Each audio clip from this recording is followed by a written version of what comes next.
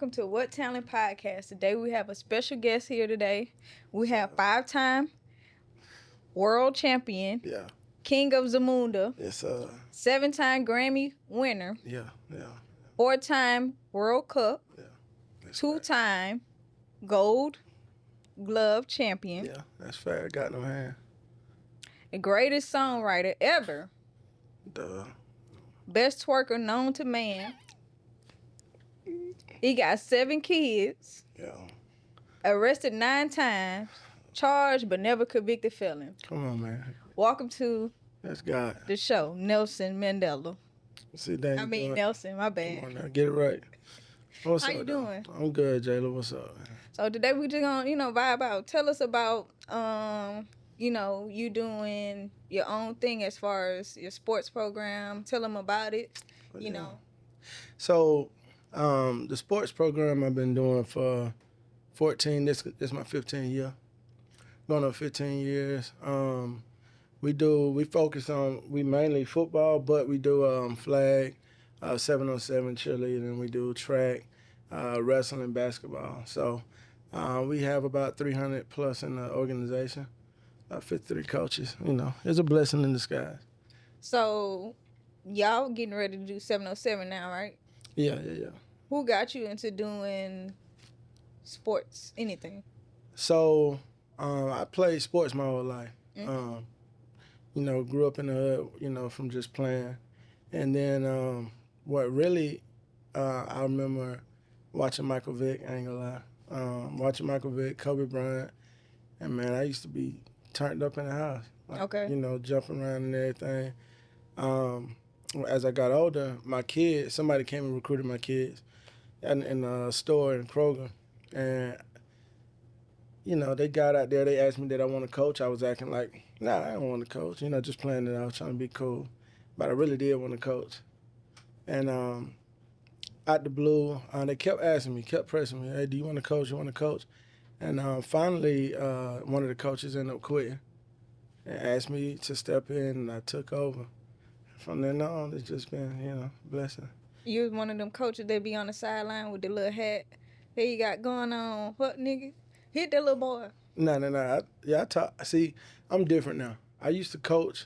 I was a hell raiser. I ain't gonna lie. I'd be trying to fight everybody. I used to throw everything, throw my playbook in the air, throw my hat. Oh, I kept a hat. I threw it on the floor. So you started off the, the Alabama Mayhem? The hat?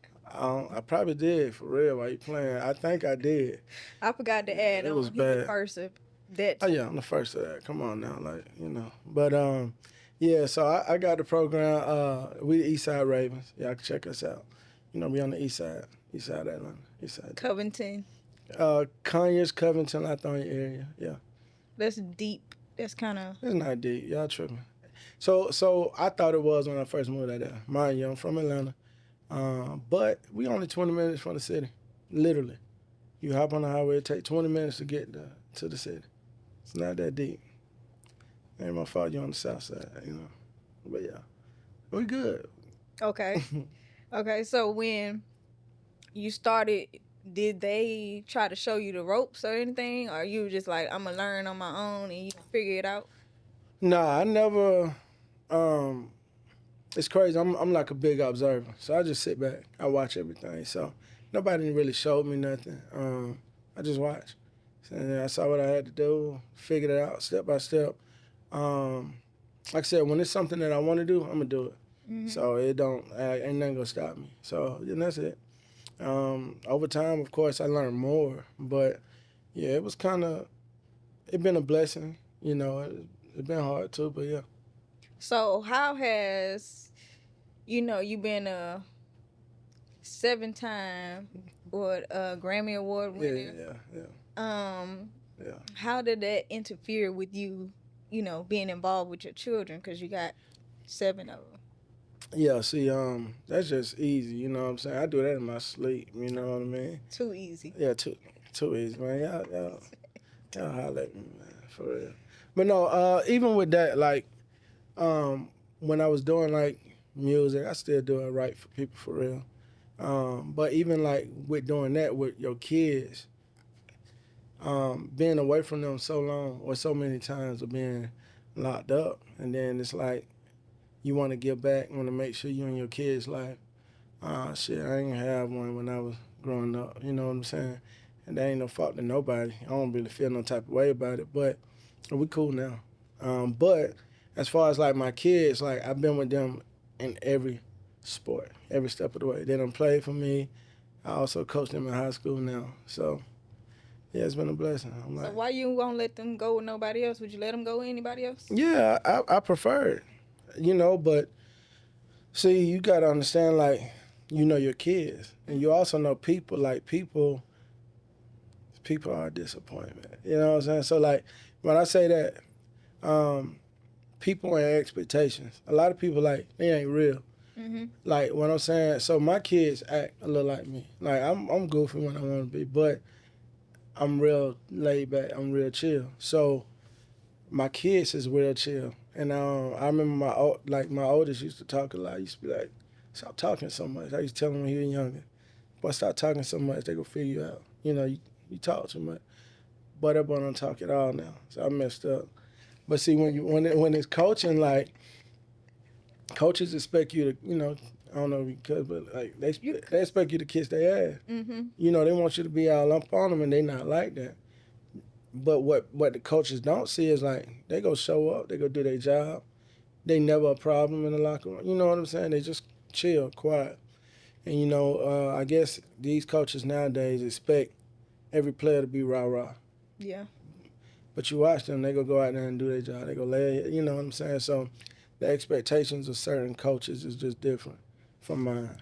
I don't like the kids. I ain't gonna say I don't like them. I love all the kids, but the ones that's quiet don't bother me. Like I know they doing their job. Some of the ones that be running their mouth the most, just talking, smoking mirrors. They ain't doing that.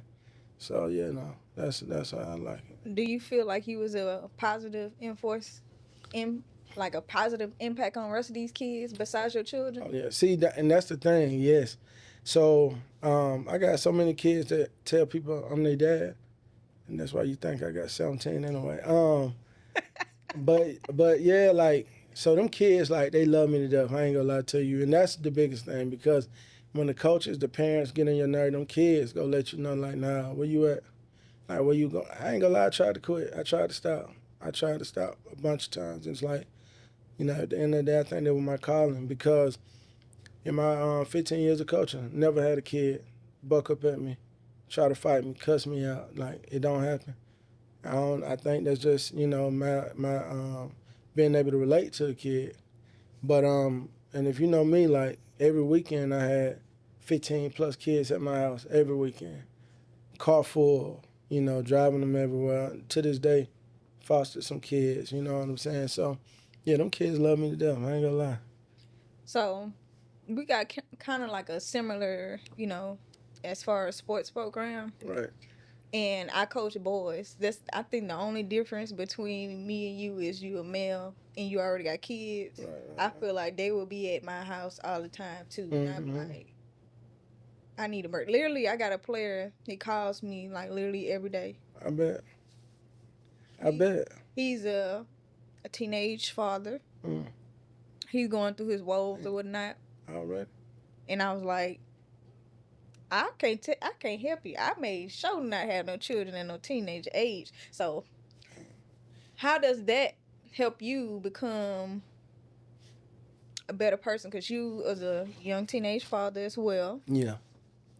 So with me, when I tell stories on myself, like it ain't to brag, okay? It ain't to glorify nothing that I used to do. Everybody know about you, Nelson Mandela. Come on. Yeah, whatever. So yeah, how having kids helped me. It helped me get away from what I was into and the stuff I was doing. Shoot 'em up, bang bang. Man, shut up. And I had a scare. Actually, what's crazy is the day after I brought my son home. Yeah, I almost could have been doing life, and somebody came back to my house and like they say shot through my windows, but they really didn't. They threw like some tool through my window, and it was the window where my son was sleeping at. but he had got moved right before that, and he was upstairs. So you know, that kind of like made me. And it's funny though, because the day before that happened, one of my good friends, he was older, he was a doctor. He said, "Man, you need to stop fighting so much because all it takes is one punch, you kill somebody." And literally, that's I thought that happened the very next day, and you know, you just never know. Like that's how the devil play, you know. And that's how you became Golden Globe. Well, I was boxing before then, so I was boxing when I was younger, and no, they just used to make you know fun of it because they called me gold medal Mm. because you know I used to walk around with this gold medal, but it wasn't even for boxing; it was for basketball. So in your prime, you think you could beat Muhammad in his prime? No, not Muhammad. So coming up, of course, I know people gonna laugh, but I used to be real fast, like you know, like real quick punching. So I wanted to box Mayweather. Of course, I didn't think I could beat Muhammad Ali.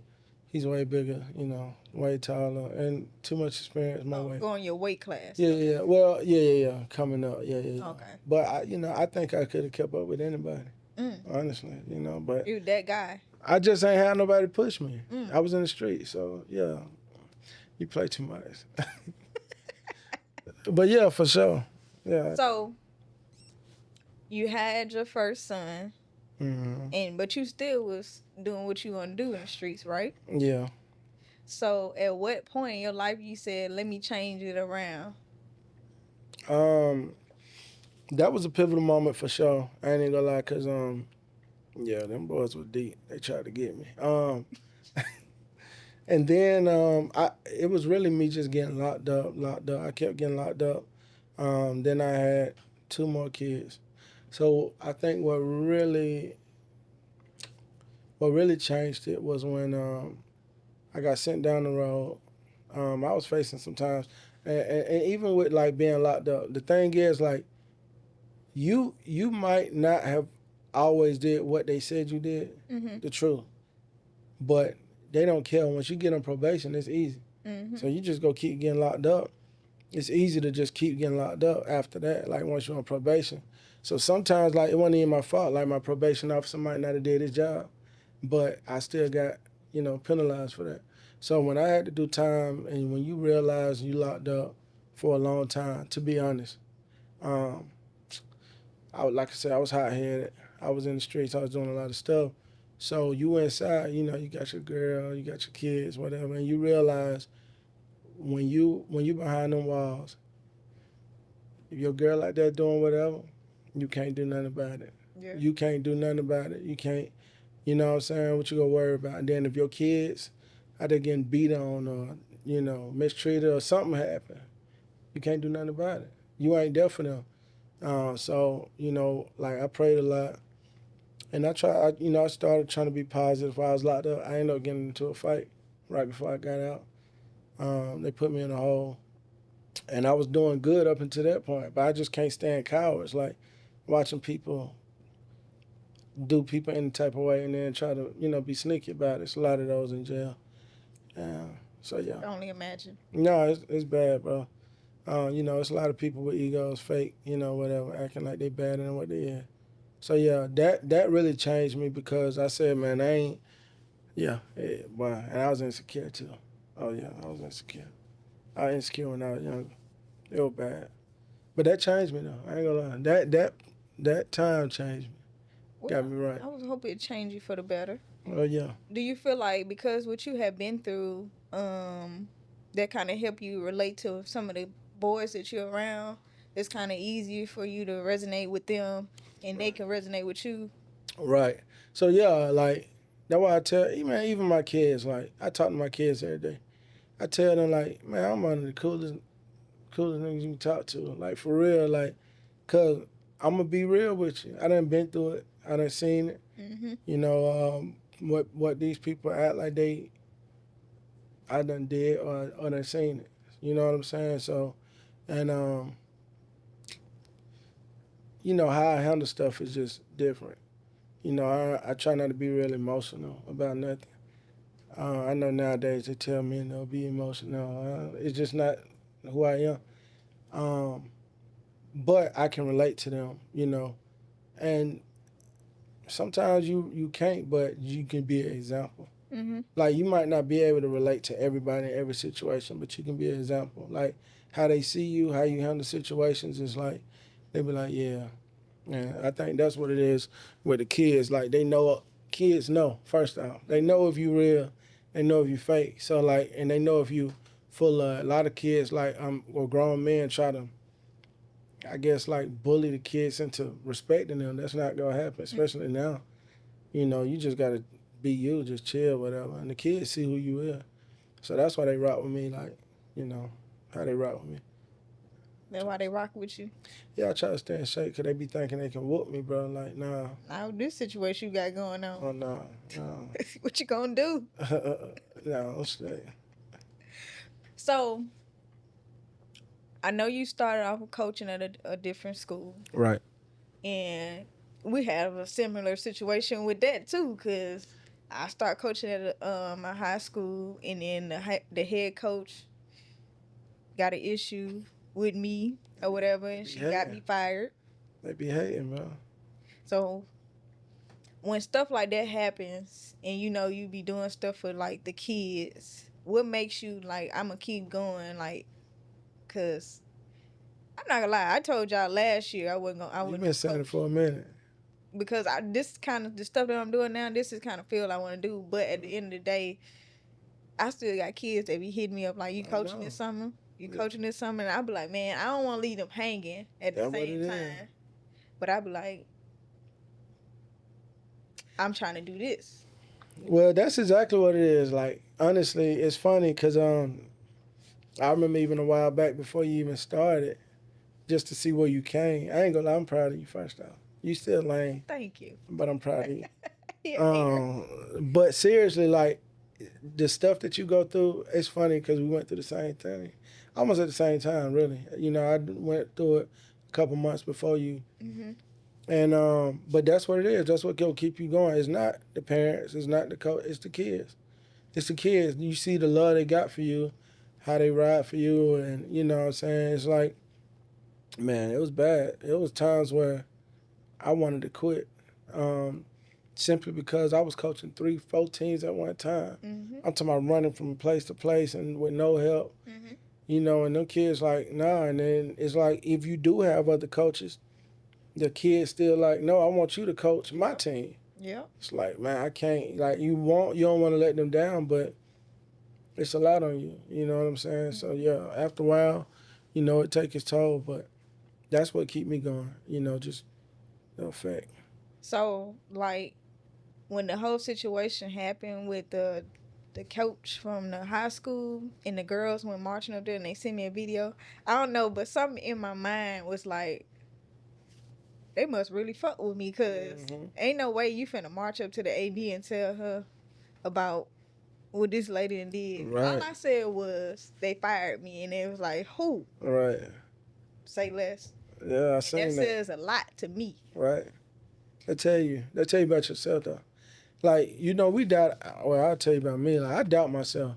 It's crazy. Like, I'm really confident, but like, I don't know. I like self-assess myself all the time, just to see like if what I'm doing enough.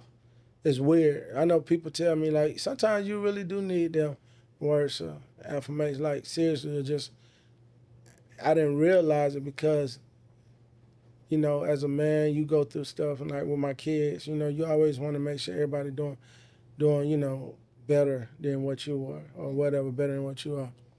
So, you know, sometimes like, you know, people look at you from the outside in, they think everything always good. You know, they see smile, they see, you know, cool demeanor, all that, but you know, you go through it. Sometimes I need my breaks. I ain't gonna lie to you. So when you get that from them, you know, them kids, and you get that love back, and you get people that it's like it help you. I ain't gonna lie, it do help you. You know, I think everybody need it. What the hell you laughing at? You get on my nerves. I can't stand her. I'm just saying though. So we have talked about like when it come down to eventually when you coaching, you gotta end up taking care of kids all the time.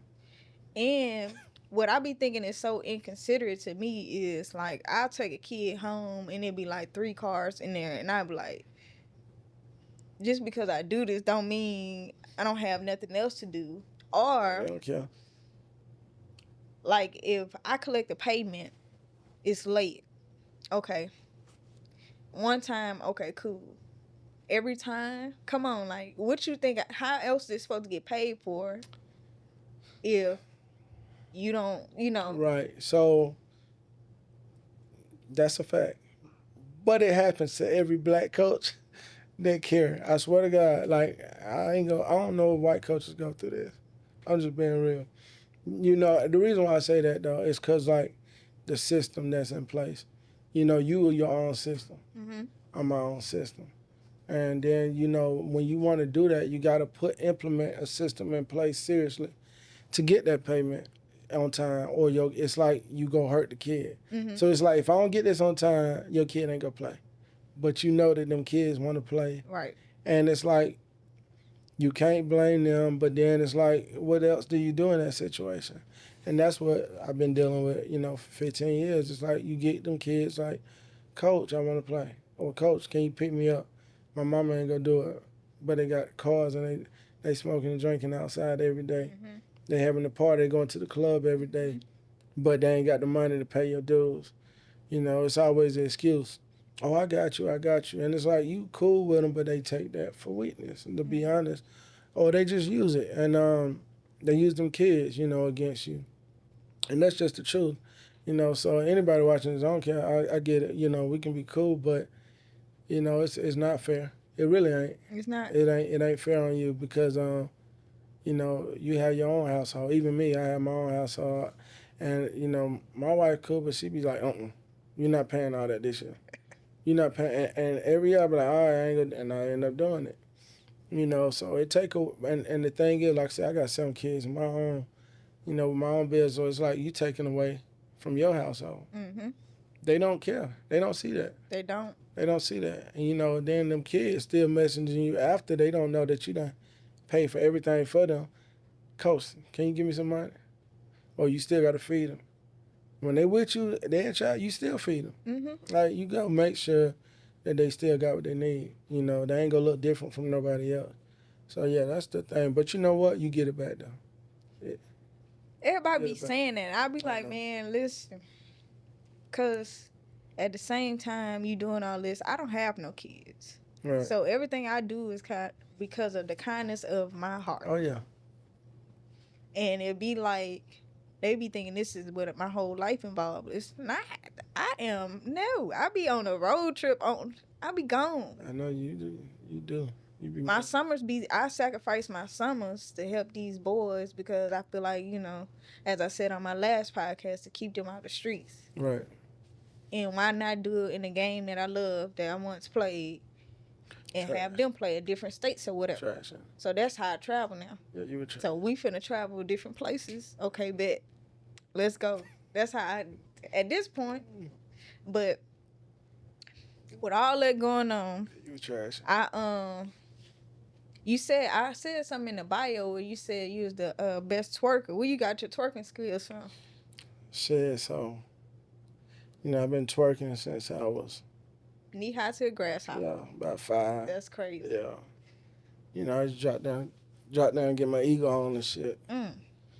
And yeah, man, people just don't do it right. So, you know, I just gotta show them like that's how you do it. You know what I'm saying? Like, you know, hands on your knees. You know, don't be moving your back. You know, you gotta, I just, you know, that's it. So I remember when I first met you, it was at Tori and Anna's birthday party. Yeah, 70s, 80s. I was like, yeah, so he's twerking with his brother. Like, what is going on with this? I thought it was hilarious though, but y'all cool people though. Yeah. I'm not gonna lie to you. I'm not gonna lie. They're cool people. Okay. Yeah, man, we have fun. You should have fun. Got to. Now, a lot of y'all don't know he has 7 boys. Yeah. I think that was God telling you don't need no girl. Yeah, I kept trying. And my sister said, yeah, nope, it ain't gonna happen. She told me. She said, nah, you ain't gonna have no girls, boy, because you crazy. And I think, I told my kids this the other day, I think 2 days ago, I said, God knew what he was doing when he gave me boys. Mm-hmm. You know what I'm saying? And he know. I don't know, but he know. God trying to grow you up. Yeah, that for real, because how these boys is now, I don't know. Ain't no telling what I would have did, where I'd be, for real, so. You know what I noticed in the program too? I got a lot of single mothers, black mothers in the program. And fathers are not involved. Yeah, yeah. And then if they are involved, they They do kind of too like much. They doing too much. they think they know more than you. Yeah. And I be like, Yeah. you want to start this program yourself? Like Right. you want to do it on your own? Right. Let me know. Yeah. Take you or your kid. It's funny. Some people like they not self-aware for real. Like it's crazy. Like they delusional. I will say this though, like about the black parents or any parent, who is there, like the dads who is there for their kids. You appreciate it. Seriously, you appreciate it. Yep. You just gotta like people just gotta know how to either help or shut up. Like if you're not helping the situation, that's not only men. Some women do too much. A lot of them do too much. I ain't gonna lie. But if you're not gonna there to help the situation, shut up. Because even me before I became a coach, or even me as a coach, and when I'm not coaching my kids, I let the coaches be coaches. Mm-hmm. I don't intervene. I sit back and chill. I talk to my kids when I talk to my kids, and I don't sit there and bash the coach when I talk to my kids. Like that's just not what I do. Now, yes, it's levels to coaching. Mm-hmm. I don't think my kids has always had the best coaches. I'm not gonna lie. Some of these coaches don't know what they're doing. They just there because it's open and nobody else volunteering. But I appreciate them for stepping in. But like I said, that's why I say I always have to check myself. Checking yourself is everything, seriously. Just to make sure you stay grounded and that you doing what's best for the kids at the end of the day, for real. Yeah. So you say you write songs. What's a known songwriter? A person that you wrote a song for? So I wrote Twerk It Later. Who that? Yeah, Twerk It Later. Twerk It Later? You talking about by City Girls? Well, I was just lying, but what the hell is that? They got a song called Twerk It Later? Yeah. You for real? I'm dead ass. Nah, I ain't never heard of that. I was just playing. Nah, I ain't wrote no damn City Girls. I ain't write no damn twerk song. I promise you I'm going to look it up right now. Hold on. I'm about to write a twerk song now just for that. Hold on. I'm going to look it up. See, fuck. You see, I'm looking it up. City Girls. There ain't no damn song called Twerk It Later. Oh, it might be for real. It's time for the twerk. That sound familiar now. Yeah. They got a song right here. Oh, shit. City Girls, Twerk It Later. Oh, wow. Nah, that's crazy. No, but I wrote okay, so in 2012, 2013. Mm-hmm. So I was supposed to have contracts to write for some big artists. Like, it was Beyonce, Chris Brown, Jeezy, whatever. Mm-hmm. I don't know if it was my full songs or just like hooks or whatever they was. But the people liked it, management. But I didn't know when I was younger, I was under contract. So you read the fine print, bro. That's all I'm gonna say. So I signed contracts when I was younger and had no idea what I was doing, and didn't know that the contract was, it redid itself every year. So when I went to do the other publishing, they looked me up. I'm like, nah, I ain't under contract, but I was. So that messed me up because it pushed me back. So I had to wait for 3 months to get out that contract.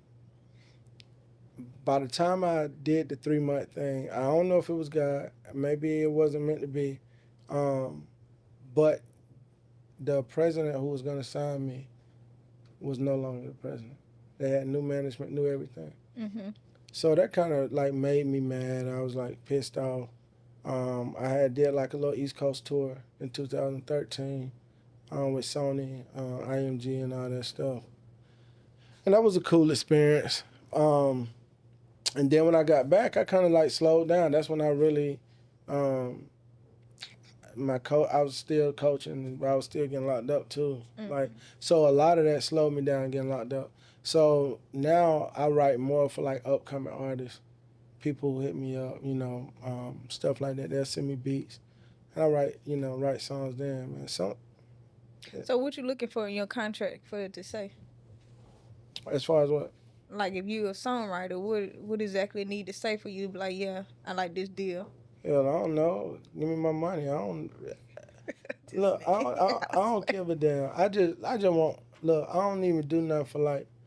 I don't be caring to be seen. I just want my money. That's it. I do want my music heard. mm-hmm.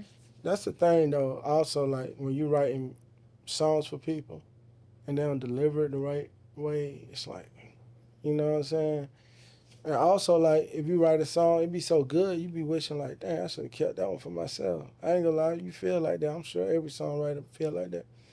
But that's it. Just the music be heard and you getting compensated for your work. Because Right. obviously you couldn't help, you couldn't think about it. And if you're making, some good money off for it, shit, make sure you break them off. Like, a lot of people be pissed off about that. A lot of songwriters don't get what they deserve for real. But and the listeners don't give a damn who wrote it. Yeah. They go think that you wrote it, like Yeah. you singing it, you write whatever you wrote it. It's cool. Like, oh, he the best. Like, damn, nah, nigga. Did you know I was a songwriter? I'm dead ass. Oh I'm yeah. signed up. I signed up for She just pissed me IBM and off. everything. Oh yeah. Go ahead. I'm dead ass. I write songs. For real. I'm dead ass. I write songs. I like music. Okay. I'm serious. I'm gonna put out a song. What is it? Rap or R&B? I'm not no singer. I definitely can't Oh, we sing. know. Oh, we don't. I'm sorry. Shit. You can do all things. Come on. So, but you write raps? I mean, I'm not really like. It's more of like I like poetry. I would do it like in a poetry way. So it's just poetry. So we go to a little. I always want to go to a little poetry thing. Say a I whole told bunch him of. I was gonna do open mic night. Let's do that. I'm gonna say a bunch of random shit, and I'm gonna tell them to snap their damn hands. It ain't gonna make no sense, but that shit gonna sound so deep. Mm. Yeah, we gotta do that. Yeah, I'm gonna plan it. I'm gonna be like, yeah, let's do it. Oh, for real. Anyway, so you gotta let the people know where they can find you, where they can find your music, where they can find about your program. So, while I look in this camera. All right, so y'all find me. I don't really use it, but Black the Prophet. All right, Black the Prophet. BLAQ. All right, DAPROPHYT. All right, Black the Prophet. That's on Instagram. That's on all streaming sites. Y'all can look at my music. I'm gonna be releasing more music. I got so much music on release.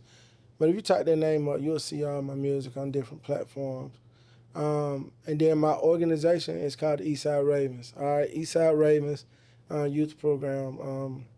Yeah, we out here, man, on the east side. Y'all come if y'all want to bring y'all kids, and it's a good environment. Also, like, got some good coaches who really care about the kids. Everybody care, seriously. It's a good community, and we're just trying to grow. That's it. What part of Atlanta you from? Zone 3. Yeah, Jonesboro South. Not Jonesboro South area by my house, boy. That's Moreland Avenue. It's close to Moreland. So I stayed. So what people don't know is Young Thug was my neighbor. He was my little homie. But like his brother Umfo, they're my little partner. So Are all you this talking about right there by the state penitentiary? That's right no, there. no. So you know what Starlight 6 Drive in? It's right Yeah. around the corner from that. It's running around the corner. So you got Jonesboro South. We went to Toll Waters Elementary. You got Price Middle School. You had South Atlanta High School. If you go around, you got Cleveland Avenue. It's not too far from Cleveland Avenue. But the state penitentiary is over there too. Yeah, I don't know. It's been, I thought you would know. I'm just yeah. Anyway, I appreciate you coming out today. Oh, yeah. I appreciate you having me for real. Cause it's new to me. You know what I'm saying? This it ain't new actually, but yeah, I'm really shy for real. I know you can't tell, but chemistry. Why you shocked? I said shy. I ain't shocked. You don't shock me. Okay. Nick, I'm sorry. that's my cue. Anyway, that is the end of What Talent Podcast. I'd like to thank y'all for watching. Make sure y'all like, comment, and subscribe on YouTube. Follow us on all social media platforms. Peace to you. Yeah. Yeah. Straight. Yeah. 1, 2, 3, Yeah. Yeah.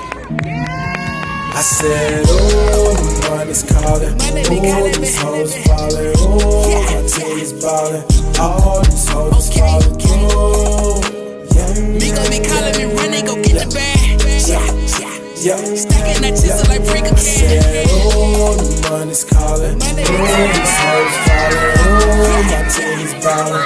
All these hoes Yeah, let me know. Me gon' be calling me, run, they go get the bag. Yeah. Stacking that chisel like freak The money be